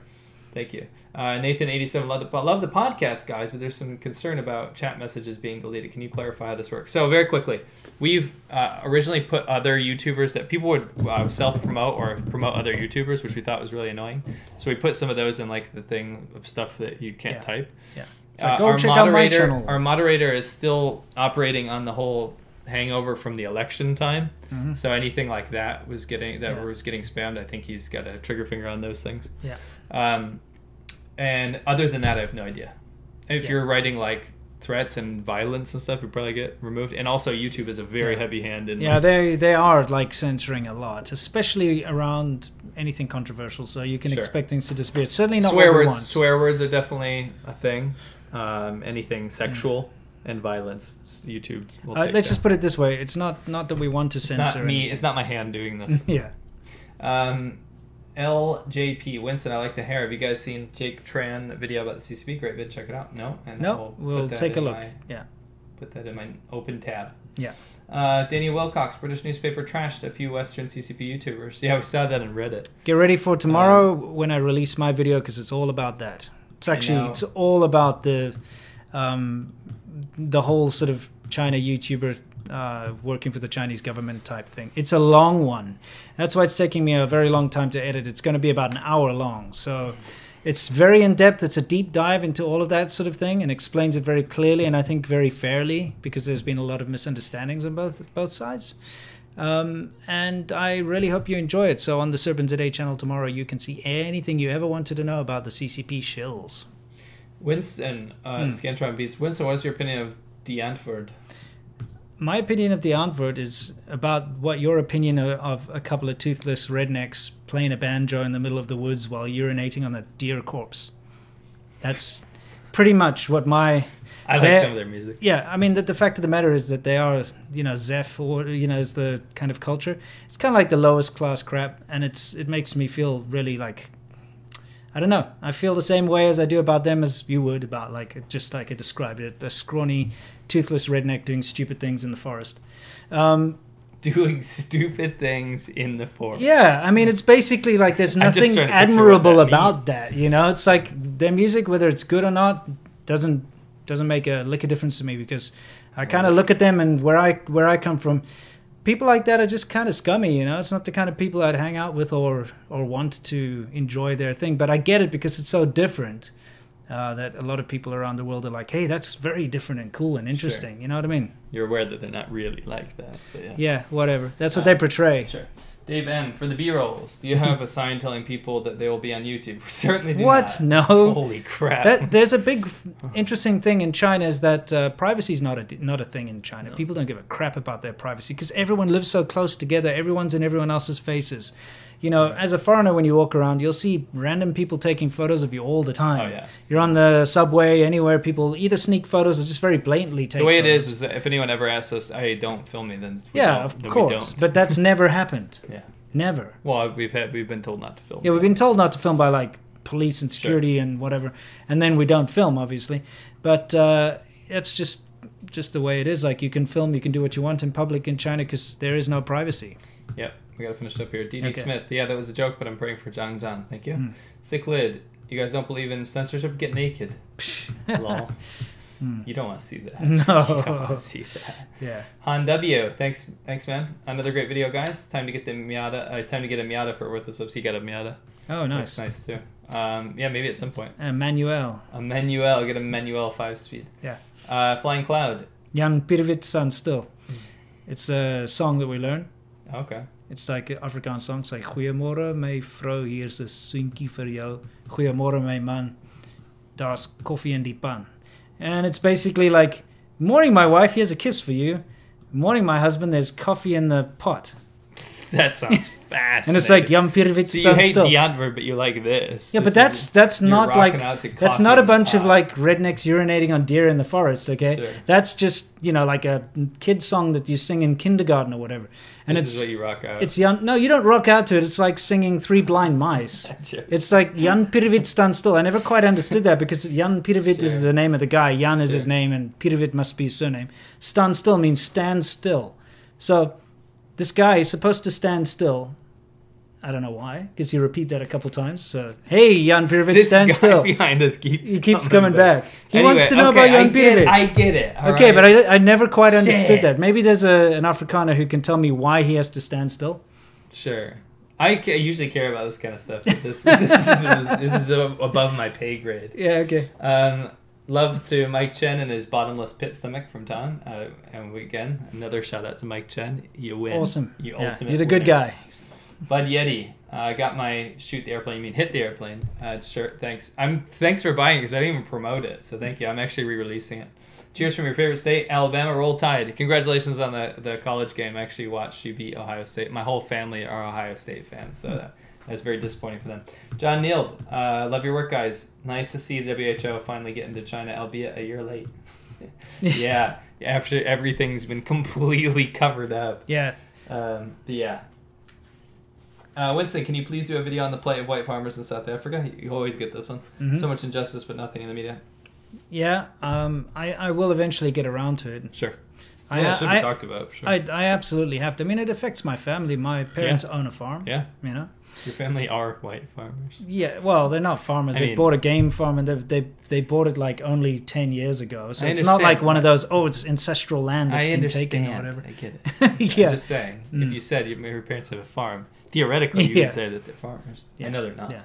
Deon Chapman, one of those CCP shrills, Yeah. has tried to get back to travel videos. Yeah, we won't mention who, but you'll find That's out good to tomorrow. know. That's good to know. Uh, You cannot erase your past. It's good. It's good to move away from that stuff. so I think Absolutely. it's the right, correct move. Finally, Yeah, after move. lots of advice, it was not heeded. Kane Ra, what do you think of this YouTube article or YouTuber article? We're not promoting anyone here. Yeah. Did you see his attempt at excuses afterwards? I actually didn't see No, the no. article. We'll take a Kane look. Ra, can you tell us where to find that in the chat right now? Yeah, that'd be awesome. Just want to have a look. Passaroizola, Mhm. as a Portuguese, I'm worried about Macau losing whatever is left of our culture out there. Macau's gone. Dude, Yeah. Macau's been gone since day one. The border is a joke. And the CCP pushing for Macau to be more like the mainland. It's already it's been the mainland since I moved to China. Yeah. It has nothing. It's so much less autonomous than Hong Kong. It's not even funny. Yeah. So don't worry about that. Most of the Portuguese people have left. There is no Portuguese culture left, except for You a get the couple restaurants. dantai, you know. No, that's cool. I mean, like there's the whole- roll bean or whatever. the leftover of Portuguese culture that the Chinese people there picked up on. The Yeah. very laid back European culture is still a thing, Yeah. but it is absolutely a part of mainland China. So don't you worry about that. It's already done. Anyway, That's okay. it. I found this. I'll just copy that real quick. Okay, let's do a little sign off. Yeah. Thank you very much, guys, for watching once again. Troubling times, as usual. Yep. But if we stick together and we watch each other's back, I think we can all get through it, as per usual. We can't wait to see you in the next one. As you know, this is now a weekly thing here. We love interacting with you. We absolutely love having this open dialogue and being able to update you on what's going on in China, because it's constantly changing and the world is changing at a very fast pace right now. Yeah. So let's all weather the storm together. Can't wait to see you. And please check out my video tomorrow if you want to know what's going on with the whole China YouTube drama nonsense. Because Well, I'm finally... I wouldn't mislabel your video as YouTube drama. It's not. It's nothing to do with It's how the Chinese government is influencing YouTube, basically. Yeah. All right? And how they've taken advantage of YouTubers. Sure. And how YouTubers have taken advantage of China too. Right. Anyway, the whole fact of the matter is I hope you can come and see a definitive answer as to what's going on there tomorrow on my channel. It's long. It's going to be a long one. And hopefully I get it done in time. But anyway, see you then. Don't forget, Seamilk did a very important video where he spoke to a Uyghur activist on his channel from Xinjiang. So if you want sort of first-hand information on what's going on with the concentration camps and stuff, he spoke to Arslan. He diet. Yeah, he diet. We didn't. That's why we're getting fat. Anyway. Good plan. No, fantastic guy, by the way. Very reasonable. And so you should go and check that out. Yeah, absolutely. Thank you. And Worthless Whips. Guys, we have a car channel. Maybe if you're into cars, if you're not into cars, check it out anyway. It's kind of fun. We do all sorts of funny things on there, so check it out. We got this V10 truck we're fixing right now. My 78 Trans Am just had an update. So if you're into cars and bikes and stuff. It's a real long sign up. Oh, and don't forget Monday, even better, if you want to see what Hollywood looks like right now during the lockdown. Yeah, we did this whole thing. We did a big trip to Hollywood and went around and went through Beverly Hills and all that kind of stuff. And you want to see what Hollywood looks like right now? Monday, check out ADVChina. Word.